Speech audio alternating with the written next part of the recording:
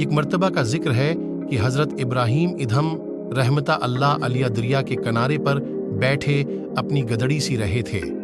अचानक वहां से एक वजीर का गुजर हुआ। उसने जो हज़रत इब्राहीम इधम को इस हालत में देखा तो बड़ी हैरत का इजहार किया और कहने लगा कि किस कदर अजीम सल्तनत के मालिक हैं और फ़कीरी को अख्तियार कर रखा है। बादशाह होकर फ़कीरों की तरह गदरी सी रहे हैं, जबकि इधर उनके ना होने से सल्तनत बर्बाद हुई जा रही है। हज़रत अधम ने कश्फ के जरिए से उसके दिल की बात मालूम कर ली और उसको अपने करीब बुलाया। वो वजीर आपके करीब आया तो आपने उससे फरमाया तूने अपनी समझ के मुताबिक बात की है। उसके बाद आपने अपनी सुई दरिया में फींक दी और फिर बुलंद आवाज से पुकारा कि मेरी सुई मुझे दो।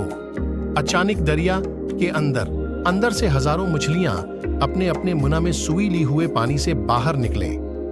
हजरत इब्राहीम अधम ने फिर आवाज दी, ए अल्लाह, मुझे सिर्फ मेरी सुई चाहिए। चनाची इसी वक्त एक दूसरी मछली बरामद हुई जिसके मुना हजरत इब्राहीम अधम की सुई थी। आपने सुई इस मछली से ले ली। उसके बाद आपने उस वजीर की तरफ तौजा करते हुए फरमाया कि ये बादशाही अच्छी है या वो हकीर सल्तनत की बादशाही। फिर खुद ही फरमाया, यकीनन ये बादशाही हकीकी बादशाही है और सबसे अच्छी है। ये सुनकर और देखकर वजीर ने माजरत की और अपनी राह पर चल दिया।